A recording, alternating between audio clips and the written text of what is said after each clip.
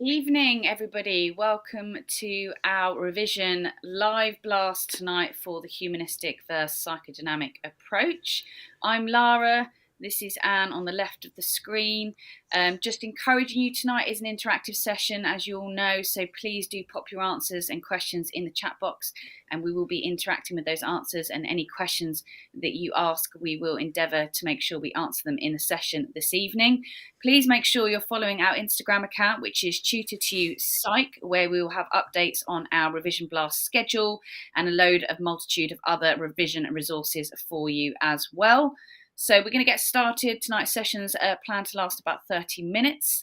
So off we go with our first activity. So our first one is going to be looking at the assumptions for the psychodynamic approach, and then in the second half we're going to be moving on to the humanistic, and as always, if we have time, we're going to be looking at comparing those approaches as well. So we're going to do one bullet point at a time now, guys. So what I would like you guys to do is try and fill in the missing blank on that first sentence. So according to the psychodynamic assumptions, the origin of mental illness is what? So what does the psychodynamic approach state mental illness origins come from? So what are we thinking? What key phrases, terminology could go in there? Any ideas? Any key terms that spring to mind for psychodynamic at all for this first one?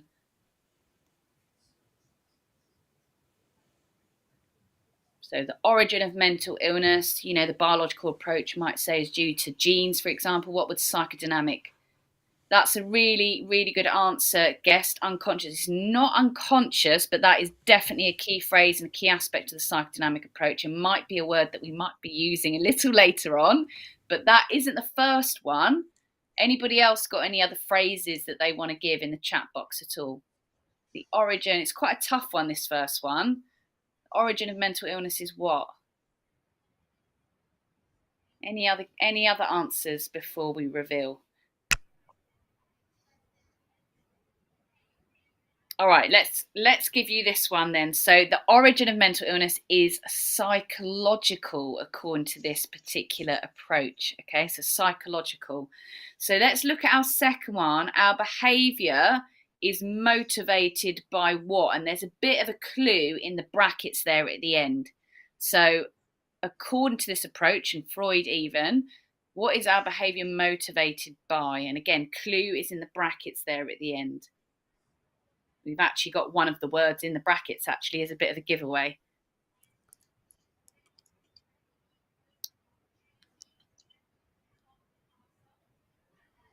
Yep, so we got some answers coming through. So guessed we've got, it's not libido, although that might be a term we might use in the psychodynamic. Rach, well done. We've got psychosexual stages. That's not the missing gap. But again, these are all relevant, by the way. These are all really good key terms and phrases that are relevant to this particular approach. So our behaviour, according to the psychodynamic approach, is motivated by instincts and drives. Okay, and these words in bold that we're giving to you on the board here this evening are known as kind of these key assumptions. So we really want to make sure that you've kind of got those down. So we've already had the answer to this next one. So can anyone give it to me? So a person's something mind is important in determining behaviour. It is a vast store of biological drives and instincts that significantly influence our behaviour and personality. So according to this approach, what is it that's part of the mind that significantly influences our behaviour according to this? Excellent, really good answer here. Guess Marianne, Emos Man and Abby, well done, you got that. Bang on, unconscious, well done. Yeah, let's have a look at this last one then. So early something are important in adult development. And I'll let you read the bit in brackets. So what could be those words that are missing there? Early something are important in adult development. Any ideas? There's a bit of a clue in the brackets there for you guys if you want to read that. So according to this approach, what can affect adult? Yes, excellent, well done. Childhood experiences, Abby. Yeah, really well done. Yeah, excellent. So that is our last kind of key assumptions of the psychodynamic approach. So I'm going to pass you over to Anne now for the 60-second challenge. Okay, well, those of you who come, regularly to these sessions will kind of be familiar with this one. You've got 60 seconds to match the key terms to the correct descriptors. So we're looking for a letter and its number. So do these in the chat, but don't press go until you've got all of them. Let's see who can be first to have them all correct. Okay, so we're going to start it off now.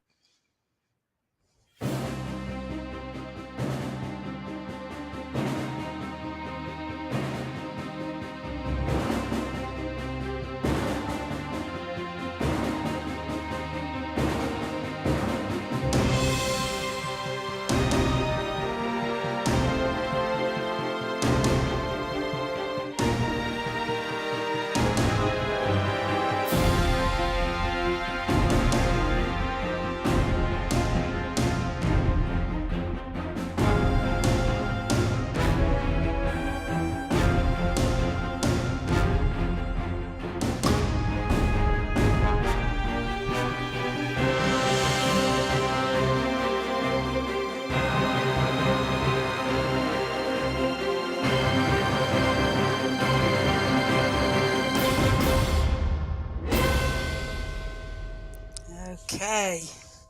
Give you a little bit more time. But when you think you've got them all, just press the button and put them up there. I've written, thought I'd made a note of the correct answers and I haven't. So,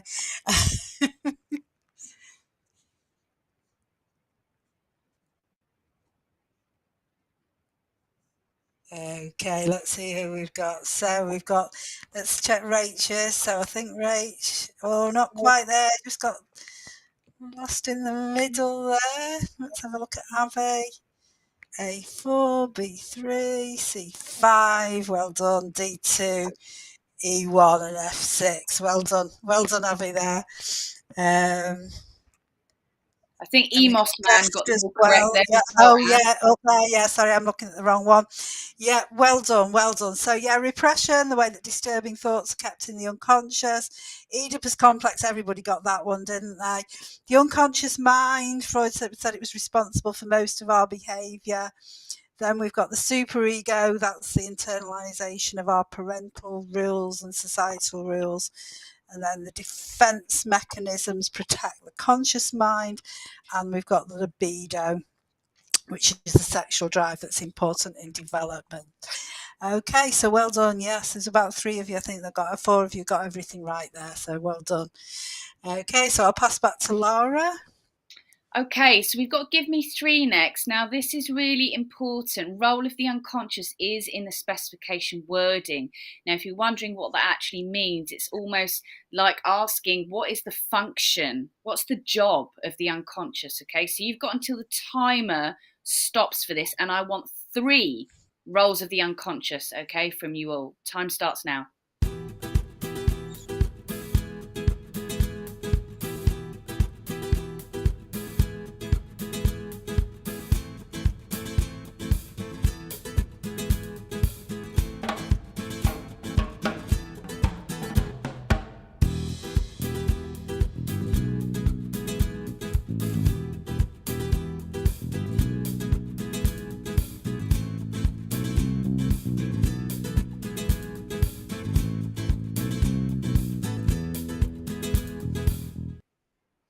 So just give you a bit of time to get your answers through there in the chat box. Even if you haven't got 3 and you've just got 1 or 2 for now, enter and put them into the chat box. It's quite a tough one.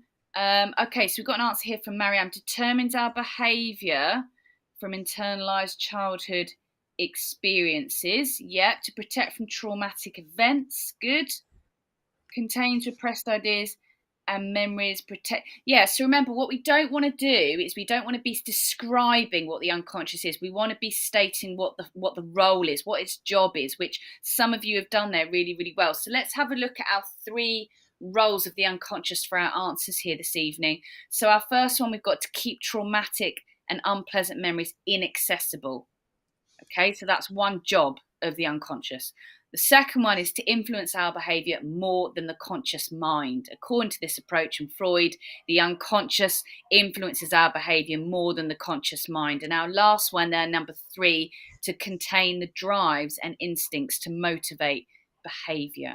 Okay, so really well done there for a couple of you that have actually put down, to protect us from harm, protect us from traumatic events. Really, really good. So going to pass you over to Anne now for the chili quiz. Okay, so this is a little bit of application in this as well. So in the chili quiz, you've got 30 seconds to answer 3 questions, and each question has a different level of difficulty. So the mild one is the easier one, and the hot one is the harder one. So we're thinking we've got these 3 things here. What would your id suggest you do in this scenario? What would your superego suggest you do? And what would your ego suggest you do? Okay, so remember that the id is the kind of instinct, the selfish one, the superego is the moral one, and the ego is the sensible one, if it's been a while since you've done psychodynamics. So off you go, have a go at the whichever one first, but put 1, 2 or 3, and if you can get all 3, then you've got 6 points there.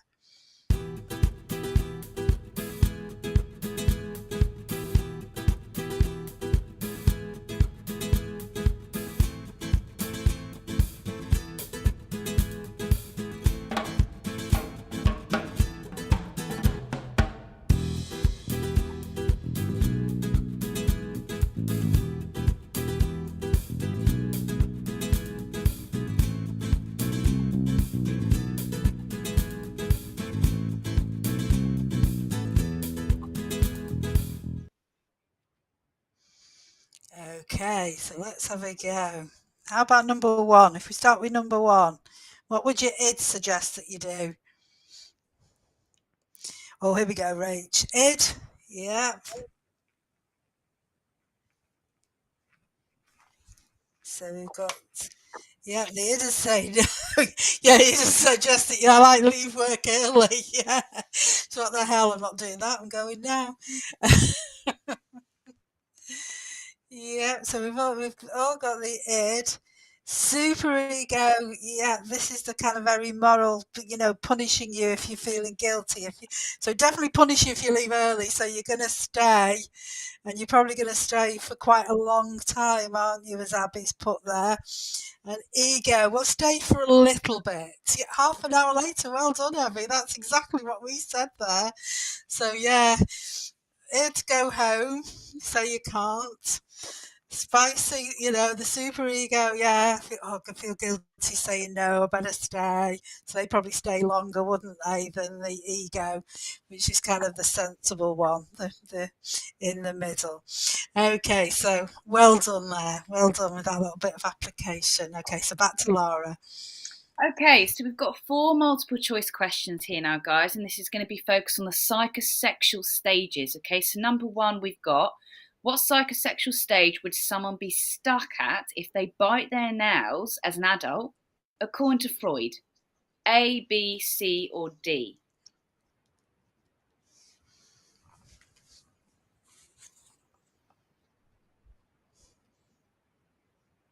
So if we're biting our nails as an adult, what would Freud say? Yeah, well done. So Abby in there first, Rach, guess, Marianne, well done. B. Yeah, so Freud would say, according to this, that the adult is orally fixated, okay, according to biting their nails and being orally fixated there with the mouth, because that is the pleasure principle at the oral stage. Okay, well done. Let's look at number 2 then. So we've got, during which stage does the Oedipus and the Electra complex occur?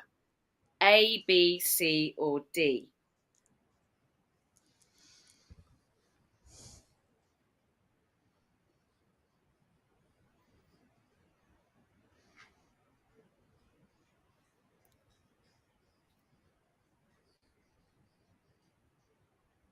Yes, there's some question marks there I can see, Abby, but you have got the correct answer there.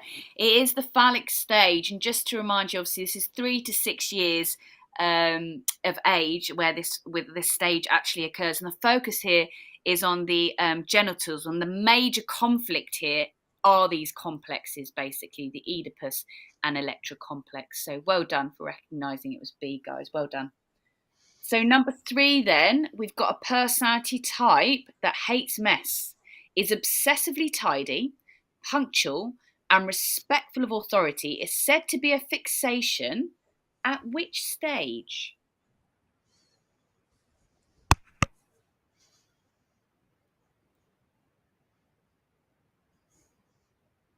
So obviously at each stage we can become fixated, and this is just an example of a fixation at a particular stage. Yeah, well done, Rach, Guest, and Abby. Yeah, it is C. It's the anal stage, and some would even go as far as to name that. And there are two types. We can have anal repulsive, anal retentive. So one hates mess, is really tidy, very kind of OCD in their cleanliness and tidiness in their environment, and the other one is the complete opposite. And we can all maybe recognize ourselves in one of those a bit more than the other. Okay, so maybe you're quite a messy, disorganized person, or maybe you're obsessively tidy. Okay, so anal repulsive, anal retentive there. So let's have a look at our last multiple choice then. So we've got, at which stage are most sexual impulses repressed? Okay, so sexual impulses repressed. What have we got for that one?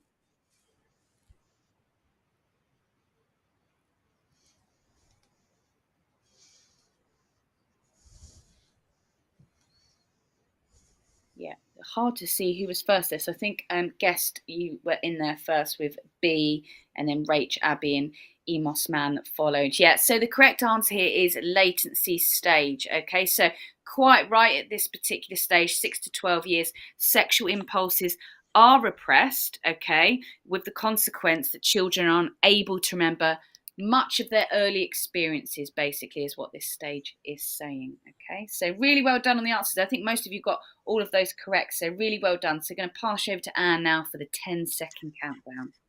Okay, so again, you've got 10 seconds to answer each of these questions that appears on the screen. Okay, so if you look at the first question, identify the defense mechanism here. Liftoff will start in T-minus 10 seconds.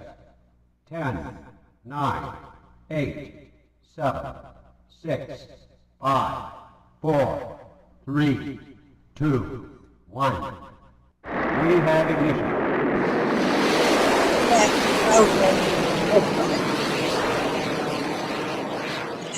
Yeah, good example of displacement there.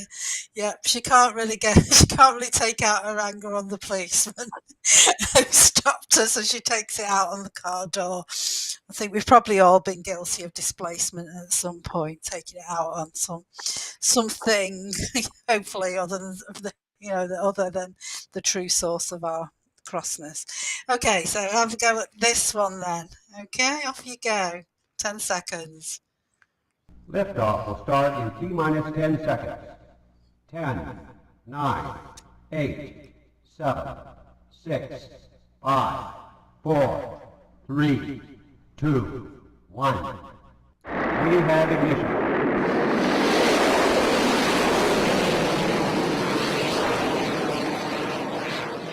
Like that. Yeah, again, it's a sort of classic example of denial as a defense mechanism. And in fact, denial is one of the kind of known stages of grief as well, right at the beginning, denying that it's kind of occurred, something has occurred at all. Okay. And this is the third one. So again, we've got 10 seconds to read through that, decide which defense mechanism. Liftoff will start in T-minus 10 seconds. 10, 9, 8, 7, 6, 5, 4, 3, 2, 1. We have ignition.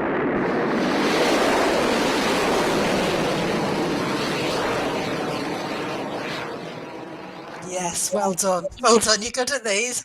I think that's the thing with the psychodynamic approach. It is very memorable, unlike this. So, yeah, often if something really unpleasant, so if that man has had a really nasty experience with a spider in the past, then, the unconscious mind will have repressed it so he can't remember why he's afraid of them.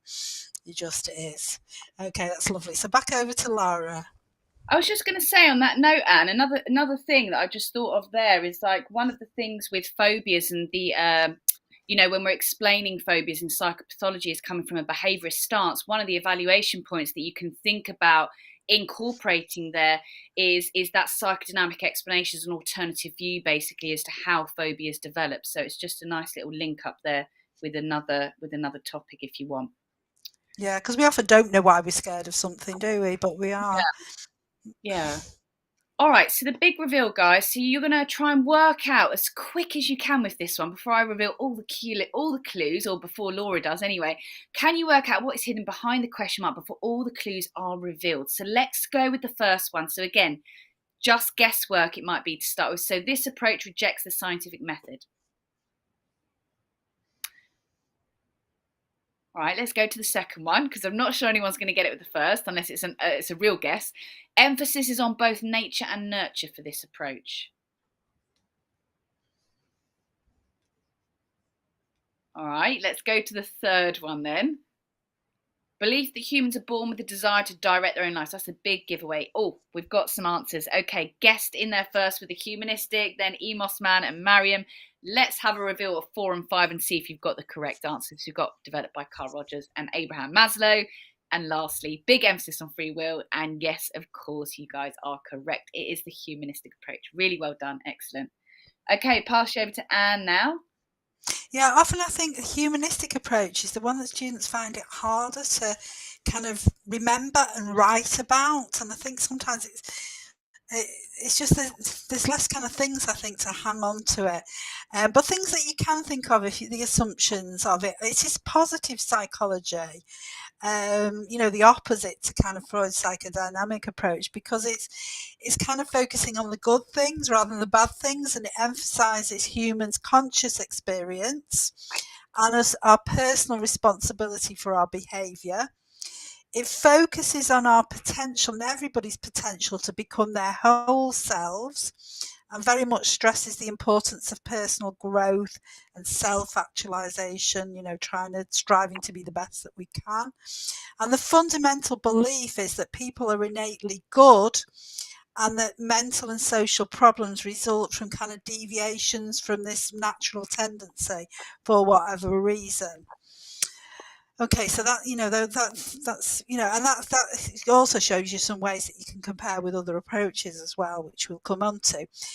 Okay, so this is one of the key terms associated with the humanistic approach. Now, again, it might be a while since you've done this, but have a go at explaining what is meant by congruence.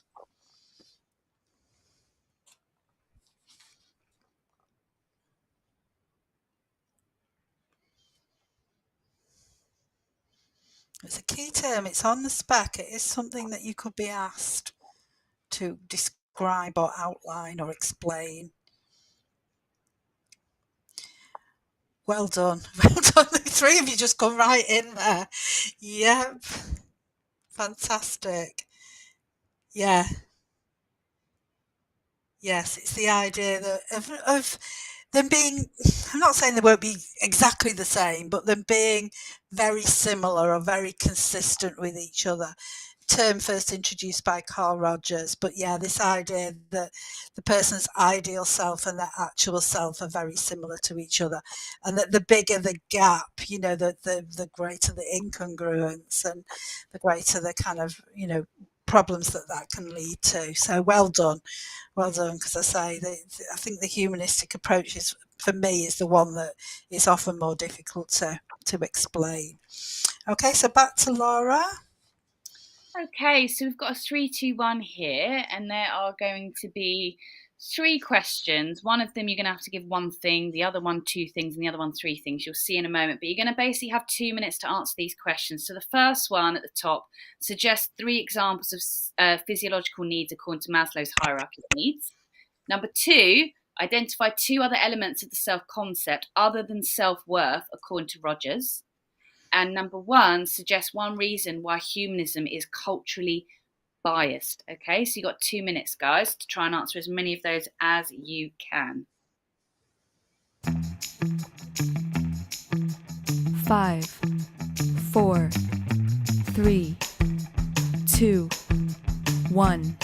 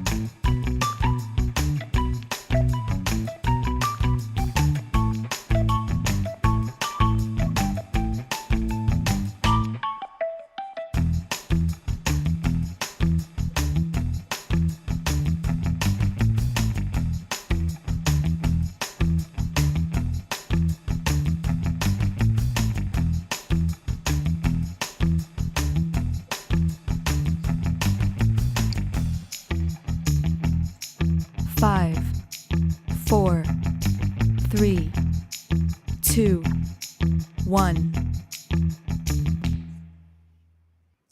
Okay, some really good answers that have come through there, actually.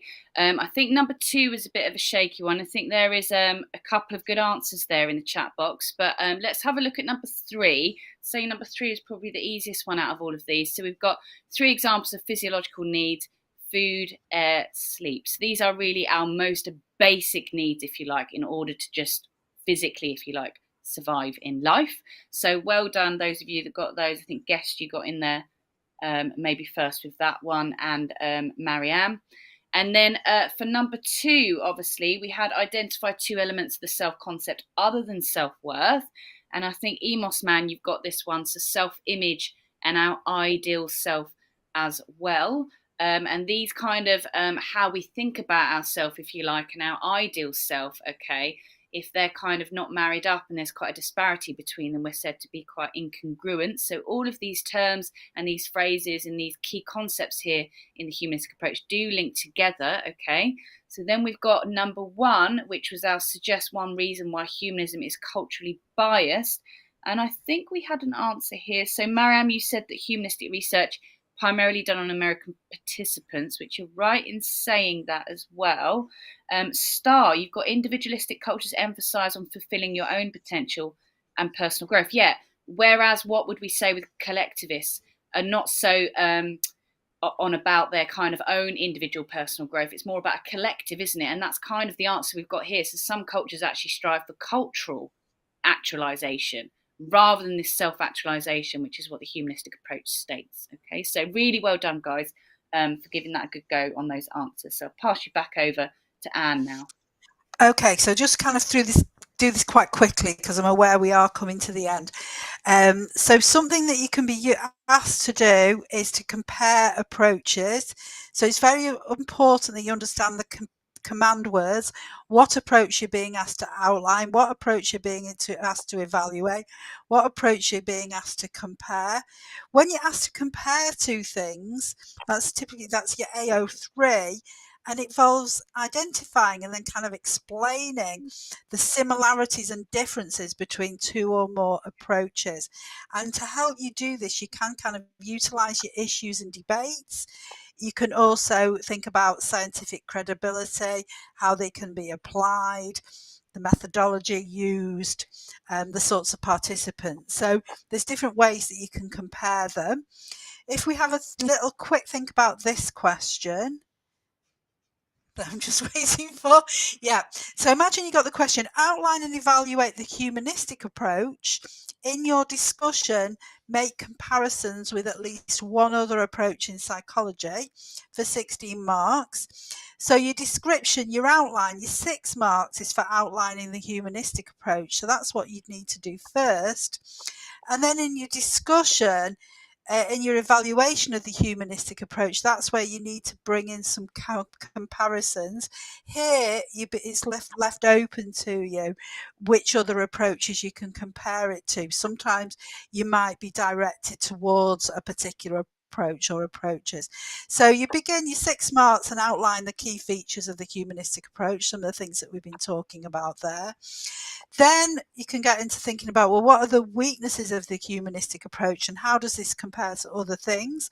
So one thing is that it's unscientific. It didn't even want to be scientific, but you could compare that with the biological approach, which is scientific, or the behavioral approach, which is also scientific. So you could do some good comparison there. Strengths of the humanistic approach. Well, we talked about that bit about positive. It's a very positive approach. You could actually compare that to psychodynamic, which tends to take a more negative view. You could also talk about it, supporting the concept of free will, and think about that in comparison with biological or psychodynamic that are more reductionist. You could think about it being kind of holistic, and again, compare with, determinist. I should have said free will and deterministic.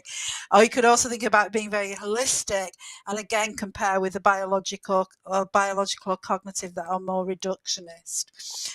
Tell I'm trying to rush here, but you kind of lots of things that you can bring in, but in these comparison questions you can really make use of your knowledge of methods and your knowledge of issues and debates to help you to do that. Okay, guys, that was a really, really good session on two quite difficult approaches, actually. So you've done really, really well, and hopefully that's really helped you kind of cement some of those kind of key phrases and terms that are quoted in the specification. So just want to say, don't forget you can watch this back on playback.